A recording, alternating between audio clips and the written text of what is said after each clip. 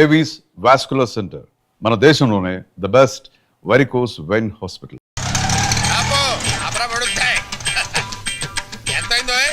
Metre మీద ఏదైనా వేసాం సార్. మీటర్ మీద ఏమైనా వేసి ఇవ్వాలా? ఇదిగో తీసుకో. ఇదేంటి సార్? లేకపోతే ఏమిట్రా వేషాలు ఇస్తున్నావా? ఎంతైందో చెప్పు, అంతే ఇస్తాను. 10 రూపాయలు అయింది సార్. మరి ఆ 7 పేడవచ్చు కదా. నువ్వు అల్లా వస్తే నేను ఎలా వస్తాను రా? తెలివి తక్కువ అనుకున్నావేమో.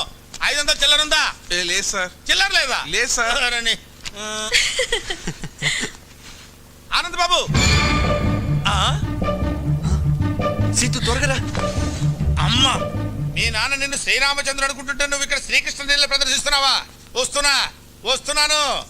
నువ్వు ఇక్కడే ఉండు. అలాగే. ఆనంద్ బాబు, ఆనంద్ బాబు,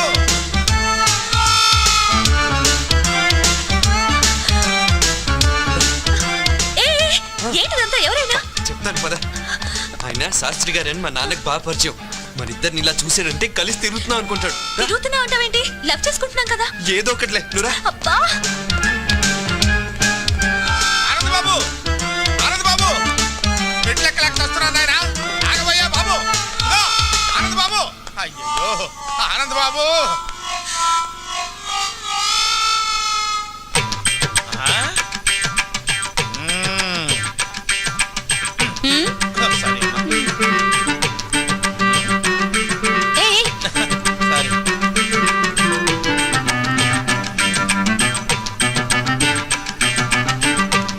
బాబు, ఏం లేదు, ఇక్కడ ఏం చేస్తున్నారా అని. చిలిపి పనులు చేసుకుంటున్నాం. ఓహో, చిలిపి పనులు చేసుకోవడానికి ఈ ప్లేస్ దొరికిందా మీకు? మీ ఇంటికి రమ్మంటారా? క్యారీ ఆనంద్ బాబు, ఇది బట్టల కొట్ట, చిలిపి పనులు చేసుకునే సెంటరా? వద్దు పెడితే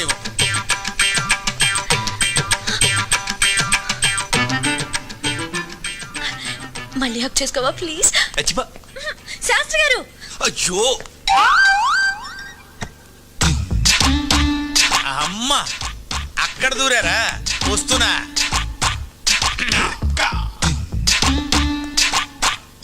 లోపల ఎవరన్నా ఉన్నారా అండి? ఉన్నారు, లోపలికి రండి.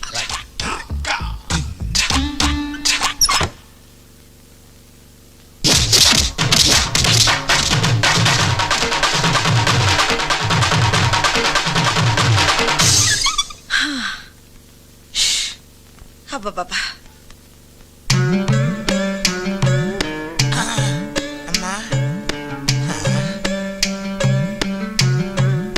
లోపల ఎవరైనా ఉన్నారా అని అడిగితే బతకటమే కాకుండా జేబులో ఉన్న 500 రూపాయలు కూడా కొట్టేసింది ఆయన. ఇప్పుడు ఎలాగా? రక్షించావు తల్లి.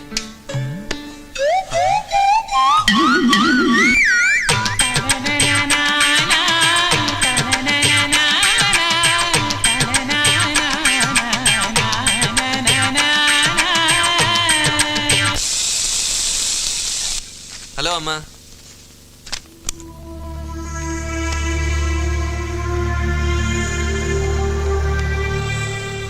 ఏంటమ్మా అలా ఉన్నావు?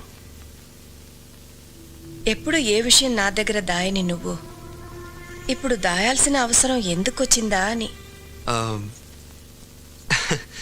దాయాలని కాదమ్మా, కానీ ఎలా చెప్పాలా అని. ఆ అమ్మాయి చాలా మంచిదమ్మా, మా కాలేజీలోనే చదువుతుంది. ప్రేమిస్తున్నావా? తనని చూస్తే నువ్వు తప్పకుండా ఇష్టపడతావమ్మా. ఆ అమ్మాయి అలాంటిది. కావాలంటే చూడు, ఇదిగో.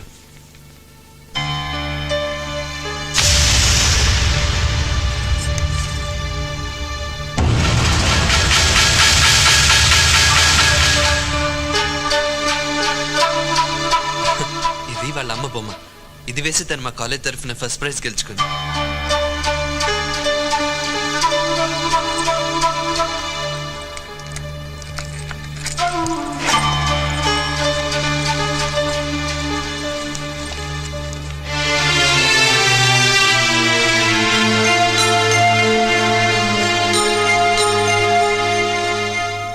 సీత,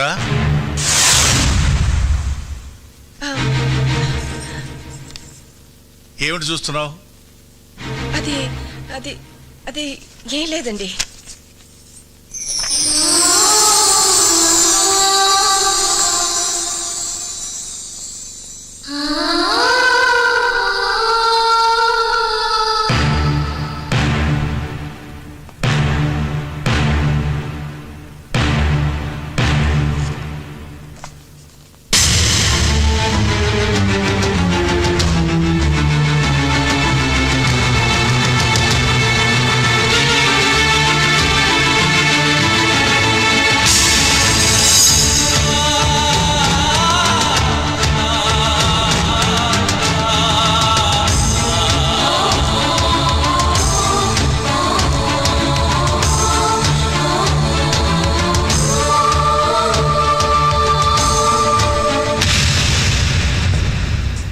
నా జీవితంలో నేను ఒకే ఒకసారి తల వంచాను, అది నీ మెడలో తాళి కట్టడానికి.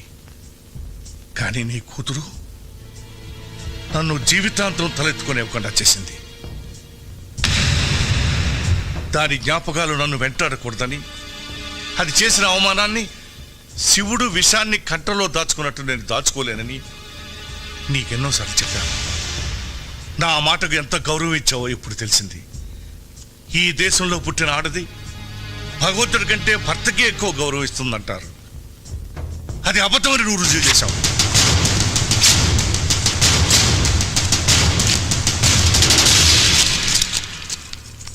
ఎందుకండి చనిపోయిన దాని మీద అంత కోపం?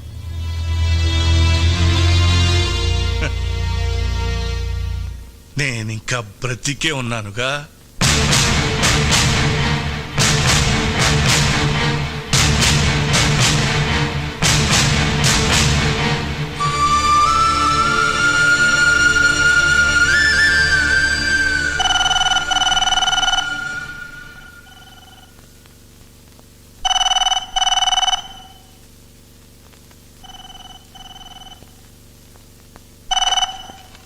హలో ఆనంద్,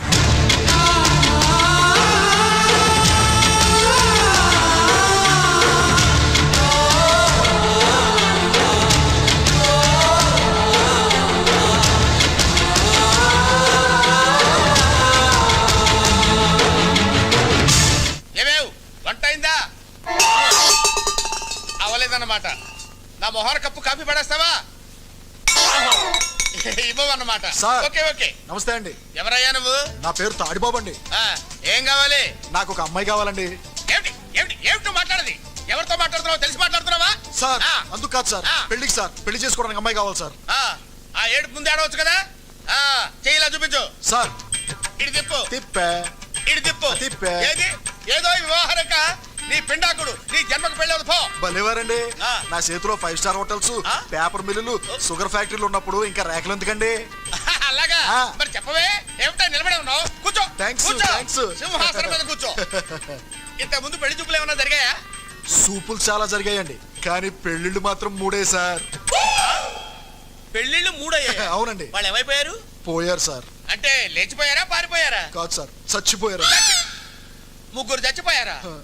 ఎందువల్ల? మొదటి భార్య బల్లి పడిన పాయసం తిని చచ్చిపోయింది సార్. 2 బల్లి పడిన పాయసమే తిని చచ్చిపోయింది సార్. 3 తల పగిలి చచ్చిపోయింది సార్. అవును, ఆవిడ బల్లి పడిన పాయసం తిని ఎందుకు చావలేదు? దానికి పాయసం తింటం ఇష్టం లేదు సార్. ఓహో అలాగా. అయితే ఇప్పుడు నీకు బల్లి పడిన పాయసం తిని చచ్చిపోయేటువంటి పెళ్ళాం కావాలా, తల పగిలి చచ్చిపోయేటువంటి పెళ్ళాం కావాలా? ఎలాంటిదైనా పర్వాలేదు, 7 రోజుల్లో పెళ్లి జరగాలి. 7 రోజుల్లో పెళ్లి ఎలా అవుతుందయ్యా? ఇదేమన్నా సంతలో గేదెను కొనుక్కురావడం అనుకున్నావా ఏంటి? 7 రోజులు ఎందుకయ్యా? ఇవాళ ఏ వారం? ఆదివారం. సోమవారానికి వివాహం జరుగుతుంది పో. చూడు, 7 రోజుల్లో పెళ్లి జరగలేదనుకో, ఆ, కత్తి ఒకటే ఆయన, ఆ. పోట్లు మాత్రం 7 పడతాయి. ఎందుకు? 7 నా లక్కీ నంబర్.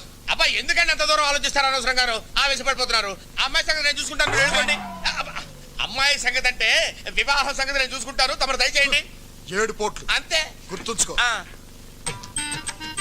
నీదు పదేగా. ఏమేవ్ కాఫీ పెడతావా? జ్యూస్ తీసుకొస్తానండి. ఓహో, ఈ స్మెల్ వచ్చేసిందే నీ లోపలికి.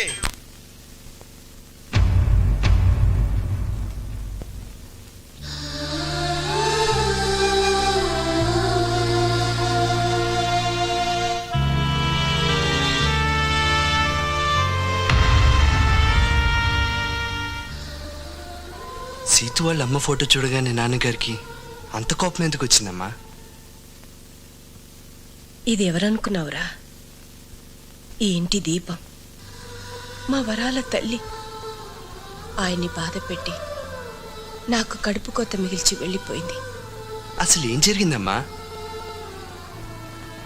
సీతు వాళ్ళ నాన్న ప్రసాద్ ఒకప్పుడు మన దగ్గర పనిచేసే గుమస్తా కొడుకు. అతను తండ్రి చనిపోతే మన ఇంట్లో పని చేయడానికి వచ్చాడు. ఎరా చదువుకుంటావా, పని చేస్తావా? చదువుకుంటానండి. అయ్యా, వాడి చిన్న పిల్లాడు, వాడికేం తెలీదు. ఏదైనా పనిపించండి అయ్యా. ఏ వయసులో చేయాల్సిన పని ఆ వయసులో చేయాలి. వీడిని నేను చదివిస్తాను.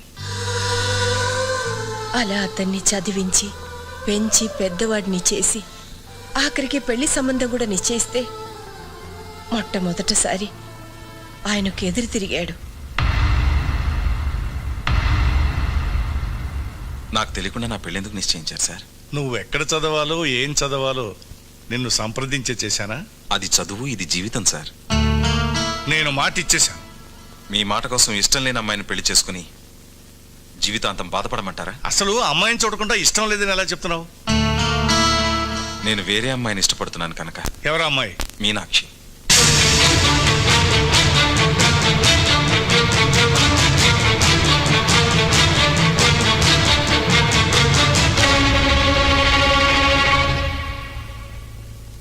ఆ మాటలకు మీ నాన్నగారికి కోపం వచ్చింది.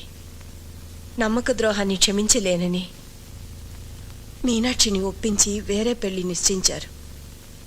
కానీ పెళ్లి పందిట్లో నుంచి అది మమ్మల్ని మోసం చేసి వెళ్ళిపోయింది. ఏది పీడకలిని మేం మర్చిపోయామో దాన్ని మళ్ళీ నువ్వు గుర్తు చేస్తావు అనుకోలేదు. ఆ ప్రసాద్ నీడ కూడా ఈ ఇంటి మీద పడడం మీ నాన్నగారు భరించలేరు.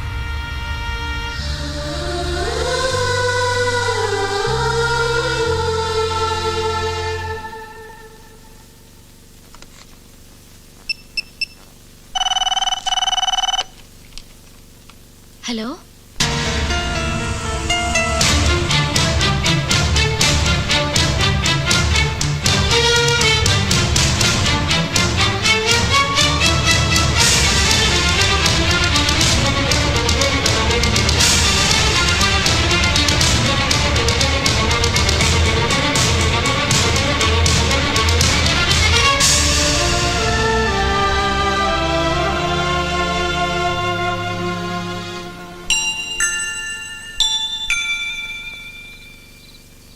అమ్మమ్మ తాతయ్య ఉన్నారని నాకెందుకు చెప్పలేదు డాడీ? మనల్ని మర్చిపోయిన వాళ్ళ గురించి మనమెందుకమ్మా గుర్తు చేసుకోవడం? ఉండి లేనట్టుండే బంధువుల వల్ల జీవితాంతం బాధపడాల్సి వస్తుంది. ఆ బాధని మీ అమ్మ నేను అనుభవించాం. అది నీకు రాకూడదనే చెప్పలేదు.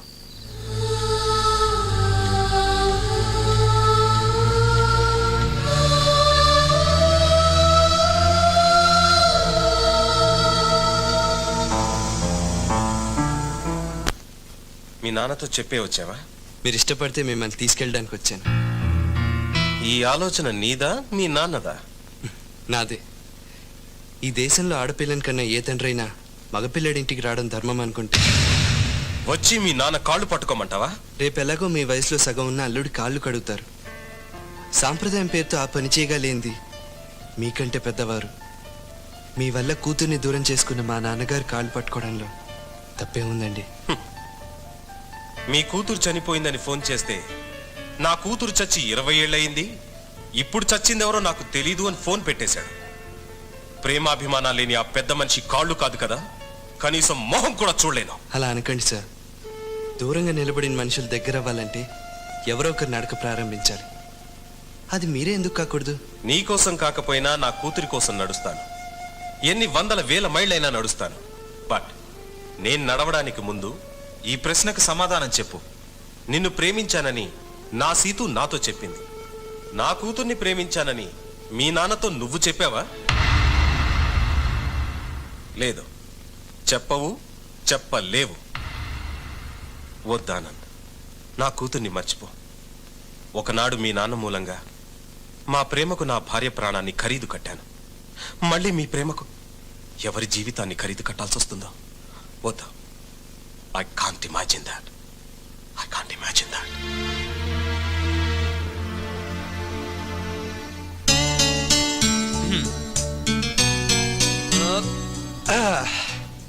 So 50% happy.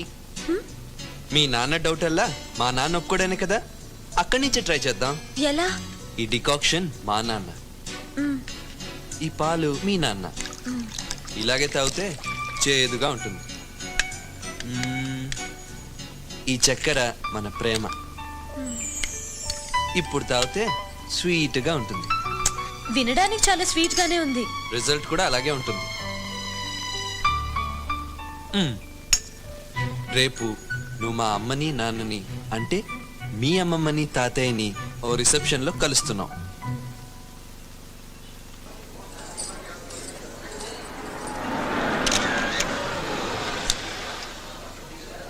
సిటు నాన్నొచ్చారు.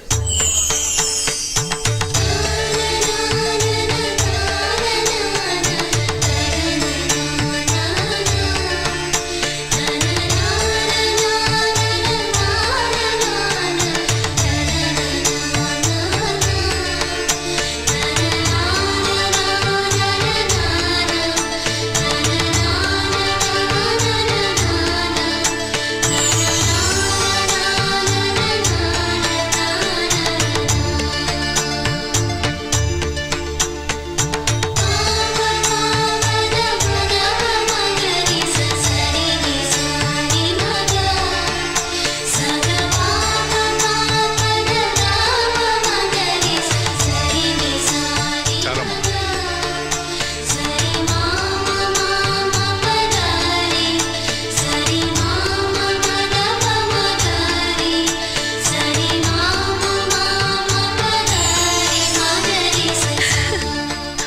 సార్ ఇందాక గులాబీ ఇవ్వటం మర్చిపోయాను.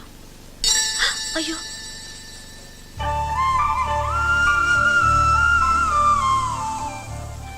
అది కింద పడింది కదమ్మా. నీ కాళ్ళ దగ్గరేగా పడింది. ఇంకోటి ఇస్తాను, థ్యాంక్స్ అమ్మా. తీసుకోండి.